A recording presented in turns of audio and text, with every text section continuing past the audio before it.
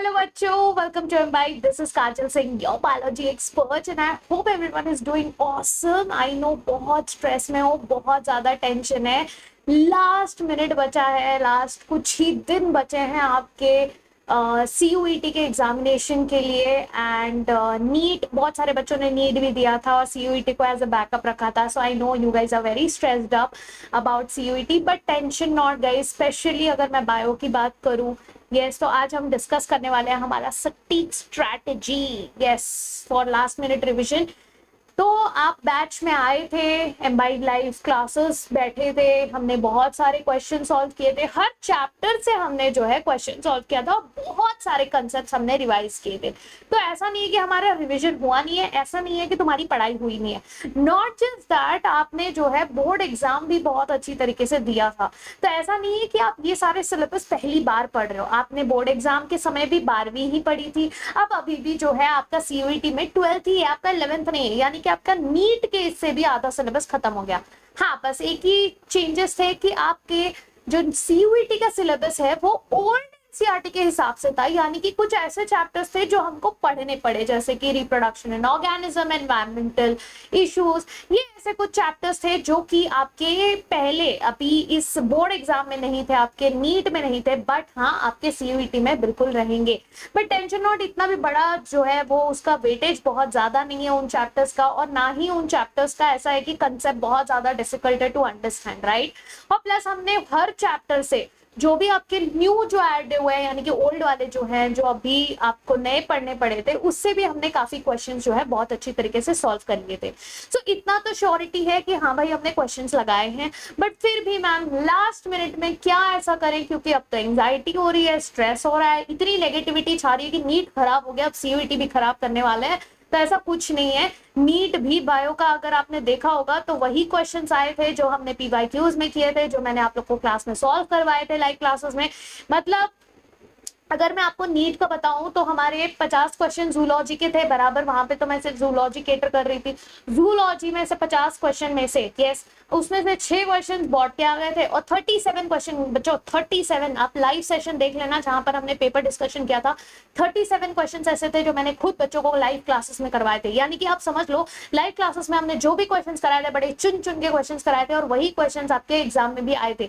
और एक चीज, NCERT के बाहर का एक शब्द नहीं आया था. तो जब नीट में NCERT के बाहर का एक शब्द नहीं आया था, तो तुम लोग क्यों डर रहे हो कि NCERT के बाहर का आएगा? कुछ NCERT, क्योंकि अभी भी I was getting messages on Telegram channel कि मैम NCERT के बाहर का भी पढ़ना है क्या, थोड़े रेफरेंस बुक, कौन सा रेफरेंस बुक पढ़ूं, कौन सा मॉड्यूल पढ़ूं. अरे भाई पहले तो बात तो तुम लोग सबसे बड़ी गलती ये करते हो कि तुम लोग NCERT के बाहर जाके सोचते हो कि यार NCERT कितने बार पढ़ेगा आदमी, क्यों ही इतने बार पढ़ना है, एक बार पढ़ लिया ना, एक बार मैम ने पढ़ा दिया ना, अब हम दूसरे बुक्स पढ़ेंगे. प्लीज मॉड्यूल से दूर रहो. जो भी मॉड्यूल लवर ओवर स्मार्ट बच्चे हैं, बेटा जी तुम्हारा सिलेक्शन नहीं होगा अगर तुम इतना टाइम पास करोगे तो, ठीक है. और अगर तुम्हारा इतना ही पढ़ के हो गया तो तेरा मेनी मोर सब्जेक्ट्स जिसमें तुम बहुत ज्यादा अव्वल मार्क्स नहीं लाते, जैसे कि आपका फिजिक्स हो गया, जैसे कि आपका केम हो गया.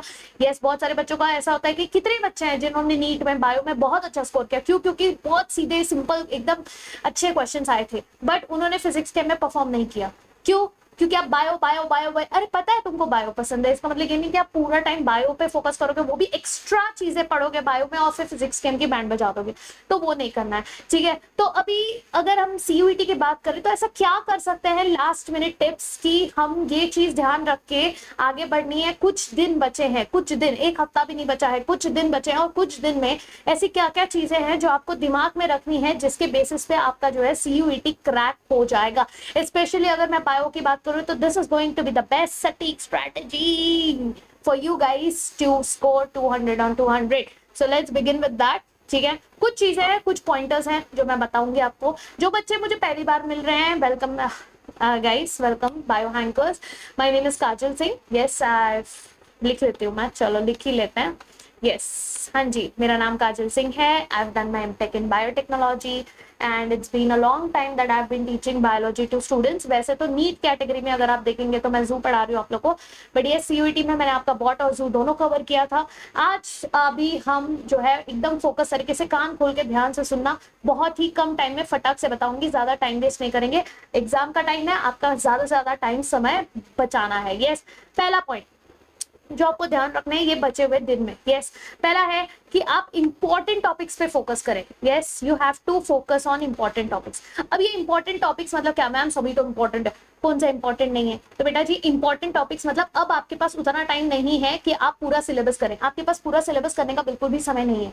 तो इंपॉर्टेंट टॉपिक्स मतलब क्या, किस चीज की ध्यान देनी है आपको? वेटेज, वेटेज के हिसाब से आप जो है पढ़ाई करें। अभी आप आपके पास पूरा टाइम नहीं है कि आप सारा सिलेबस फिजिक्स केम ये वो सब पढ़ लें। यस, वो उतना टाइम नहीं है हमारे पास। अब सिर्फ हाई वेटेज वाले जो टॉपिक्स हैं उसको रिवाइज करें, या फिर ऐसे टॉपिक्स को रिवाइज करें जो कि ऑलरेडी अभी रिसेंटली पूछा गया था। तो रिसेंटली आज जो क्वेश्चन थे, जो टॉपिक्स थे, मैं क्वेश्चंस की सिर्फ बात नहीं कर रही, ठीक है। दूसरा पॉइंट तो है कि भैया आपको पीवाईक्यू सॉल्व करना है, उसके लिए कोई ऑप्शन नहीं है।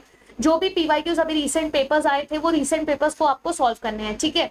तो ये रिसेंट पेपर्स में से रिसेंट क्वेश्चंस हो गए। Now I am not talking about that, I am talking about the recently asked concepts. देखो क्या होता है कि कभी कभी ऐसे क्वेश्चंस पूछे जाते हैं, जैसे कि अगर मैंने जो है एवोल्यूशन पे क्वेश्चन पूछ लिया, यस अडेप्टिव रेडिएशन पे, ठीक है। अगर मैंने सपोज अडेप्टिव रेडिएशन पे क्वेश्चन पूछ लिया, तो ये अडेप्टिव रेडिएशन पे जो क्वेश्चन है आपको सिर्फ वो क्वेश्चन नहीं करना है। जैसे वो क्वेश्चन पूछा था अडेप्टिव रेडिएशन में जैसे डाइवर्जेंट एवोल्यूशन दिखता है कि नहीं, यस ठीक है, एनसीईआरटी का लाइन है, बट अपने को सिर्फ उतना नहीं रिवाइज करना है। अब आप क्या कर सकते हो, क्योंकि हो सकता है कि अभी पिछले साल अगर डाइवर्जेंट एवोल्यूशन के पॉइंट पर अगर क्वेश्चन आया था, हो सकता है इस साल कुछ और क्वेश्चन आ जाए बट अडेप्टिव रेडिएशन पे ही क्वेश्चन आ जाए। समझ रहे हो मेरी बात क्या कह रही हूँ मैं?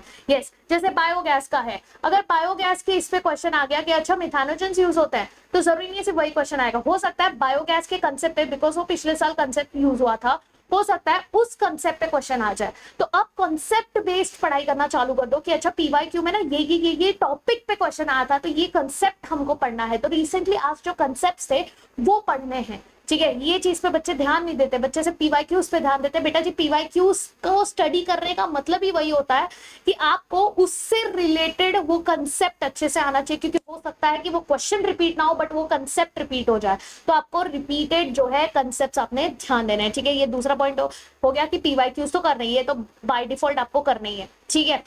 एक चीज आप कर सकते हो कि आपको पता है कि मेरा जो है ये टॉपिक है जो मेरे को ना नहीं जमता, मतलब मेरा हमेशा गलती हो जाता है, तो आपके जो भी टफ टॉपिक्स है ना उसका रिवीजन कर लीजिए। Yes, revision of tough topics. अब जरूरी नहीं है टफ टॉपिक्स मतलब नहीं मैम अपना तो सब रिवीजन हो गया है, सब सॉर्टेड है। अगर सब सॉर्टेड है बेटा जी तो एग्जाम्पल्स रिवाइज कर लीजिए, क्योंकि एग्जाम्पल्स ना आप कितने भी पढ़ लें, कितना बार भी पढ़ लें, एग्जाम्पल्स ऐसी चीज है जो कि जब आप एग्जाम में जाते हैं, यस तो अक्सर ऐसा होता है कि because of anxiety, because of nervousness, ये सब एग्जाम का स्ट्रेस होता है, plus there is negative marking का टेंशन। वो नेगेटिव मार्किंग के टेंशन में अक्सर ऐसा होता है कि students end up making mistakes in example based question, या फिर वो छोड़ देते हैं कि नेगेटिव मार्किंग में चला जाएगा, तो वो कॉन्फिडेंस नहीं आता कितने बार भी वो एग्जाम्पल्स पढ़ो। तो उसके लिए सिंपल है, अभी लास्ट मोमेंट पे जो रटोफाइड टॉपिक्स है ना, जिसको आपको सिर्फ रटना था, जिसको आपको सिर्फ जो है बार बार रीड करना था, उसको एक बार देख लेना, निमोनिक्स याद कर लेना, जैसे भी याद करना है कर लेना, लास्ट मोमेंट पे बनाए हुई चीजें आपको याद रहेंगी, है ना। तो ये एग्जाम्पल्स आपको जो है अच्छी तरीके से फोकस करना है, ठीक है। यस, चौथी चीज है बेटा जी आप टाइम मैनेजमेंट करें। बोलोगे आप टाइम मैनेजमेंट तो आपको वैसे भी आता है ना। ये बट कुछ ऐसे बच्चे हैं जो कि अभी भी पेपर सॉल्व कर रहे हैं, मॉक टेस्ट। हमने ma'am 2 mock test paper solve किए, बट क्या फायदा अगर वो 2 मॉक टेस्ट आपने इतने टाइम में किया जो कि आपके 4 हो जाते, राइट। मॉक टेस्ट से सॉल्व करना इंपॉर्टेंट नहीं है, that is one of my points कि आप मॉक टेस्ट लगाएं। यस, रिवीजन कर रहे हैं तो 5वां पॉइंट है कि आप मॉक टेस्ट, अभी इतना टाइम नहीं है कि आप एक चीजें पढ़ते बैठे, तो बेस्ट होगा कि आप मॉक टेस्ट जो है जितना ज्यादा मॉक टेस्ट आप दे सकते हैं, पिछले बार के जो भी क्वेश्चंस है, पीवाईक्यू सॉल्व करना है, पीवाईक्यूज मॉक टेस्ट के फॉर्मेट में ही सॉल्व करो, ठीक है।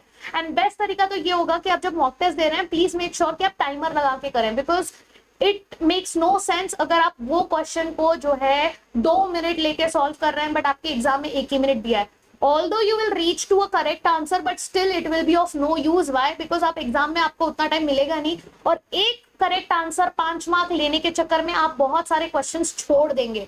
सो यहाँ पर बात सिर्फ करेक्ट आंसर तक पहुंचने की नहीं है, it is also about time management, कि आप वो करेक्ट आंसर तक कितने टाइम में पहुंच रहे हैं। Are you training yourself to कि हाँ मैं ना बायो में इतना टाइम देने वाला हूँ, मैं फिजिक्स में इतना टाइम देने वाला हूँ, मैं केम में इतना टाइम देने वाला हूँ। यस, कभी कभी ऊपर नीचे भी हो जाता है, अक्सर ऐसा होता है कि बायो जल्दी सॉल्व हो जाता है अगर डायरेक्ट क्वेश्चंस आए तो, राइट। तो अगर आप मॉक टेस्ट दे भी रहे हैं, टाइम मैनेजमेंट करके मॉक टेस्ट दें, और most importantly you have to stay calm. अभी इस लास्ट मोमेंट पे बहुत सारी चीजें होंगी, एंजाइटी होगा, टेंशन आएगी, नेगेटिविटी आएगी, but this is the time when you have to be strong enough, keep a positive mindset कि नहीं हमने तैयारी की, बिलीव इन योरसेल्फ कि हाँ आपने तैयारी की है, आप प्रिपेयर्ड हैं। ये सेम चीज आपने बोर्ड्स में पढ़ी थी, अब उसका बस आपको क्वेश्चन अच्छी तरीके से सॉल्व करना है। एक लास्ट अंतिम वॉर है आपका, यस, जो आपको क्लियर करना है, यस। एंड अगर ये हो गया उसके बाद आप रिलैक्स्ड हो, so just keep reminding yourself this is the last fight which I have to go for, yes, and with a complete positive mindset, ठीक है। एक प्रॉपर देखो रिवीजन स्ट्रैटेजी मैं बताना चाहती थी, बहुत सारे बच्चों ने बोला था मैम रिवीजन स्ट्रैटेजी तो, ठीक है, बट ये एक ऐसी चीज है ना, ये बहुत पर्सनलाइज चीज है। मुझे ऐसा लगता है रिवीजन स्ट्रैटेजी एक टाइम टेबल बना के मैं किसी बच्चे को नहीं दे सकती कि आप ये टाइम टेबल फॉलो करो। I know there are multiple videos on YouTube, you will get this is the timetable which you should follow, this is the exact timing, आपको ऐसे पढ़ना चाहिए वैसे पढ़ना चाहिए। It's not possible, it's practically not possible। हर बच्चा अलग अलग होता है। हो सकता है मैं आपको बोल दूं कि बेटा सुबह उठ के पढ़ो 4 बजे बहुत अच्छी तरीके से मेमोरी होगा, कुछ बच्चे होते हैं जो बुक के इसमें सोते रहेंगे और पूरा दिन सोते रहेंगे। सुन नहीं, लास्ट मोमेंट पे do not experiment, follow the strategy which you been doing for a very long time, do not experiment with yourself in the last moment. हाँ, यही होता कि आपका एग्जाम अगले साल है तो मैं आपको बोलती कि कोशिश करो कि अभी से हैबिट डालना। This is not the time to experiment, so do not listen to any random like motivate हो के एकदम मोटिवेशनल किसी ने कुछ बोल दिया और उस तरीके से रैंडम एक्सपेरिमेंटेशंस करने मत जाओ। Stick to the strategy which you been following for a very long time, by because आपको उस चीज की आदत हो गई है, उस चीज की आदत हो गई है तो उसमें आप एक्सेल कर सकते हो। कुछ नई चीज करने जाओगे टाइम लगेगा, अपने पास टाइम नहीं है, ठीक है। तो बस इस कुछ 7 पॉइंट्स थे which I wanted to give it to you guys and I hope it makes sense to you all, yes. So just be relaxed, be focus, keep studying. पढ़ा है तुमने, ऐसा नहीं कि नहीं पढ़ा है, बस धीरे धीरे करते रहो, सारी चीजें अपने आप हो जाएंगी, ठीक है। Yes, I hope it will help you and very very very very very all the best to everybody. बहुत ज्यादा टाइम नहीं है अपने पास, फोकस करो और बस ये एक एग्जाम निकाल लो और उसके बाद जैसे ही एग्जाम हो जाए जरूर बताना एग्जाम कैसा गया, पेपर जरूर शेयर करना। Yes, this is going to be technically my last video with you guys for CUET 2024 and technically देखा जाए तो 2024 के जो बच्चे हैं उनके लिए ये लास्ट वीडियो होगा, है कि नहीं? है, बिकॉज अब फिर ये लास्ट एग्जाम है, नीट भी हो चुका है, अब CUET बचा है, इस हफ्ते वो भी हो जाएगा। So all the very best everyone, you guys have studied very hard, you have done अच्छा खासा हार्ड वर्क किया है सबने। बस अब एंड में कुछ मैसअप नहीं करना, अच्छा खाना खाओ प्लीज प्लीज, अपना डाइट साफ सुथरा रखना, yes, and also make sure that you are sleeping properly। Exam time पे बच्चा हमेशा ये गलती कर देता है, रात भर जाग रहा है, 1 रात 2 रात, बेटा जी तीसरे चौथे दिन अगर तुम्हारा एग्जाम होगा ना, trust me, it will affect your memory, it will affect your performance। Do not mess it up, again I'm telling you, do not mess it up in the last moment, please save your time and sleep properly। Exam के पहले वाले दिन सोकर जाना, नींद पूरी करके जाना जितनी नींद की जरूरत है।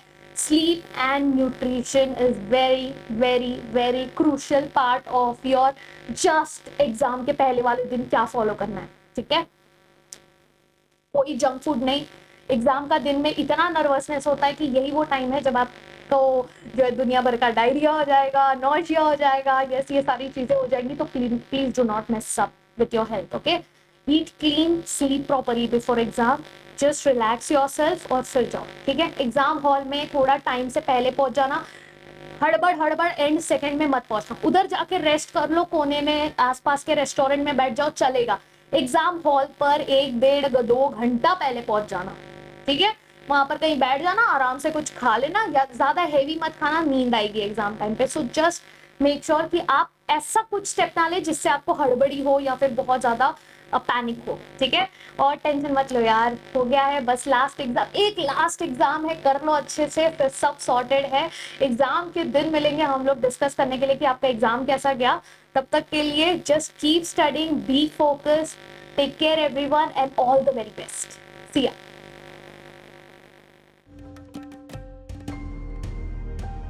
Keep imbibing. We believe in you.